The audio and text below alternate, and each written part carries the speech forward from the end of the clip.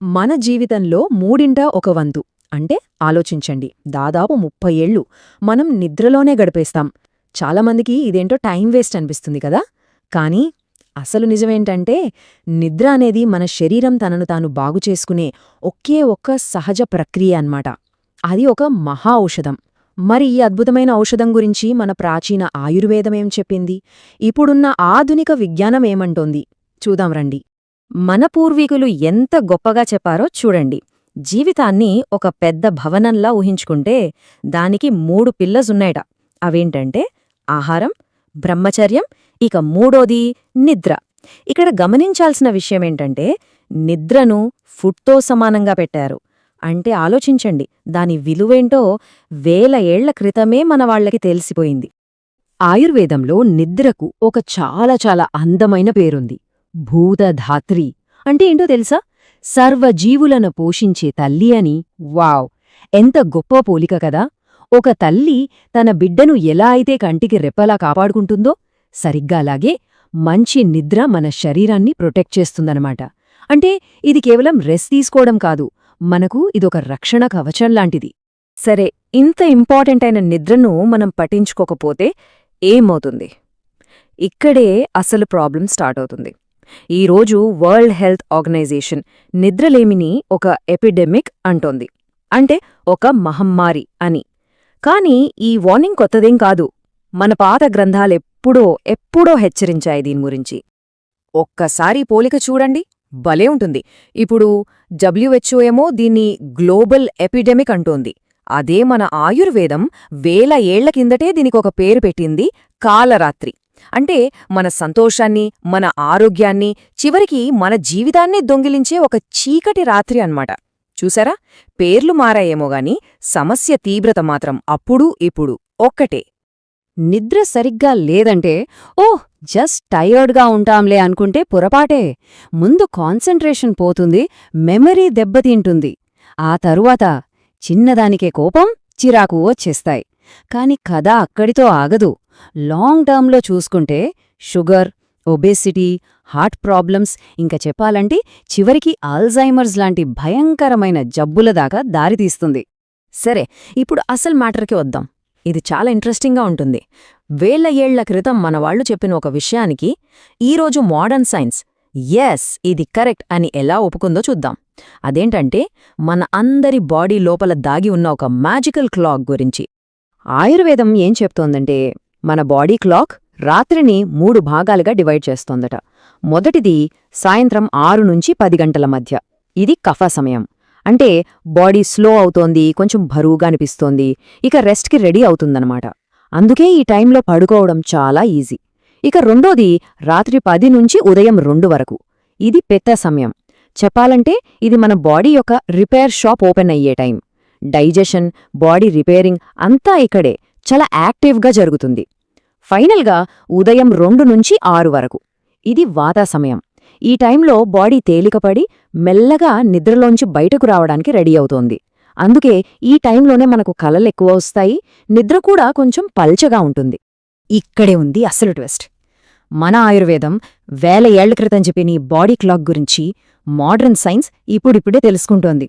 మీరు నమ్మరు కాని 2017లో మెడిసిన్లో నోబెల్ ప్రైజ్ దేనికిచ్చారో తెలుసా? సరిగ్గా ఇదే, సిర్కాడియన్ రిథం మీద చేసిన రీసెర్చ్కి. వాళ్ళేం కనుక్కున్నారంటే మన బాడీలో ఉన్న ప్రతి ఒక్క సెల్లోనూ ఒక క్లాక్ ఉంటుందట. ఆలోచించండి, మన ప్రాచీన విజ్ఞానానికి ఇంతకంటే పెద్ద ప్రూఫ్, ఇంతకంటే పెద్ద గౌరవం ఇంకేం కావాలి? రైట్, నిద్ర ఎంత ముఖ్యమో అర్థమైంది. కానీ మంచి నిద్రను మన లైఫ్లోకి తీసుకురావడమెలా? అదొక పెద్ద క్వశ్చన్ గదా. దానికోసం ఆయుర్వేదం కొన్ని సింపుల్ కానీ చాలా పవర్ఫుల్ టిప్స్ చెప్పింది. అవేంటో ఇప్పుడు చూసేద్దాం. మంచి నిద్ర కోసం మనవాళ్లు చెప్పిన 4 సూపర్ టిప్స్ ఇవిగో. నెంబర్ 1, పాదాభ్యంగం. సింపుల్గా చెప్పాలంటే పడుకునే ముందు గోరువెచ్చని నూనెతో పాదాలకు మసాజ్ చేసుకోవడం. ఇది మన నరాలన్నింటినీ రిలాక్స్ చేస్తుంది. నెంబర్ 2, అశ్వగంధ, బ్రాహ్మి లాంటి మూలికలు. ఇవి మన టెన్షన్ తగ్గించి మంచి గాఢమైన నిద్ర పట్టేలా చేస్తాయి. నెంబర్ 3, క్షీరపానం. అంటే గోరువెచ్చని పాలలో చిటికడు జాజికాయ పొడి కలుపుకొని తాగడం. చాలా బాగా పనిచేస్తుంది. ఇక 4వది యోగనిద్ర. ఇది నిద్ర కాదు, కాని కొన్ని గంటల గాఢ నిద్రతో సమానమైన రెస్ట్ను మన బ్రెయిన్కిస్తుంది. అసలీ యోగ నిద్ర ఎంత పవర్ఫుల్ అంటే ఈ ఒక్క నెంబర్ వింటే చాలు. ఫేమస్ స్టాన్ఫోర్డ్ యూనివర్సిటీ ఒక స్టడీ చేసింది. వాళ్ల స్టడీలో ఏం తేలిందంటే రోజూ జస్ట్ 20 నిమిషాలు యోగ నిద్ర చేసిన వాళ్లల్లో నిద్రలేమి సమస్యలు ఏకంగా 21% తగ్గాయట. మన పాత పద్ధతులకు ఇంతకంటే సైంటిఫిక్ ప్రూఫ్ ఇంకేం కావాలి చెప్పండి. మంచి అలవాట్లు చేసుకోవడం ఒకవైపు, కాని మన నిద్రను సైలెంట్గా దొంగిలించే కొన్ని చెడ్డ అలవాట్లుంటాయి. వాటిని వదిలించుకోవడం ఇంకా ముఖ్యం. మనకు తెలియకుండానే మన ఆరోగ్యాన్ని దొంగిలించే ఆ మోడర్న్ థీవ్స్ అంటే ఆధునిక దొంగలెవరో ఇప్పుడు చూద్దాం. ఒక్కసారి ఈ చార్ట్ చూడండి. ఇది చాలా చాలా ఇంపార్టెంట్. మనం వాడే స్మార్ట్ ఫోన్లు, టీవీలు, ల్యాప్టాప్ల నుంచి వచ్చే బ్లూ లైట్ ఉంది కదా, అది మన బ్రెయిన్ని మోసం చేస్తుంది. ఇంకా పగలే ఉంది, మేల్కో అని చెప్తుంది. దానివల్లేమవుతుందంటే మనకు నిద్రపట్టడానికి హెల్ప్ చేసే మెలటోనిన్ అనే హార్మోన్ ప్రొడక్షన్ సగానికి సగం అంటే 50% పడిపోతుంది. చూడండి, నార్మల్గా ఉండాల్సిన లెవెల్ ఎక్కడా, బ్లూ లైట్ చూశాక పడిపోయిన లెవెల్ ఎక్కడా, ఎంత తేడా ఉందో. ఓకే, మన నిద్రను దొంగిలించే ఆ 5 దొంగలెవరో వాళ్లని ఎలా పట్టుకోవాలో చూద్దాం. మొదటి దొంగ మన డిజిటల్ శత్రువు. దీనికి సొల్యూషన్ పడుకోవడానికి కనీసం 1 గంట ముందు ఫోన్లు, టీవీలు అన్నీ బంద్ చేయాలి. రెండోది లేట్ నైట్ డిన్నర్. రాత్రి 8 గంటల లోపే భోజనం ముగించేయాలి. సింపుల్. మూడోది కెఫేన్. మధ్యాహ్నం 3 తరువాత టీలు, కాఫీలు అస్సలొద్దు. నాల్గోది పగటి నిద్ర. ఒకవేళ నిద్ర వస్తే ఓకే, కాని అది ఒక 15-20 నిమిషాల పవర్ నాప్ మాత్రమే అయుండాలి. ఇక చివరి దొంగ ఆల్కహాల్. నిద్ర కోసం దీన్ని వాడితే అది మన గాఢ నిద్రనే దెబ్బతీస్తుంది. సో చివరిగా ఒక్క మాటలో చెప్పాలంటే నిద్ర అనేది ఏదో రోజులో ఒక పని కాదు. అది మన హెల్త్కి, మన హ్యాపీనెస్కి, మన సక్సెస్కి అన్నింటికీ ఫౌండేషన్. ఆ ఫౌండేషన్ ఎంత స్ట్రాంగ్గా ఉండాలో ఎందుకో ఇప్పుడు చూద్దాం. ఆయుర్వేదంలో ఒక అద్భుతమైన మాటుంది. నిద్ర ఉంటేనే విశ్రాంతి, విశ్రాంతి ఉంటేనే సుఖం, సుఖముంటేనే ఆరోగ్యం, ఆరోగ్యముంటేనే ఐశ్వర్యం. చూసారా ఈ చైన్ ఎలా ఉందో?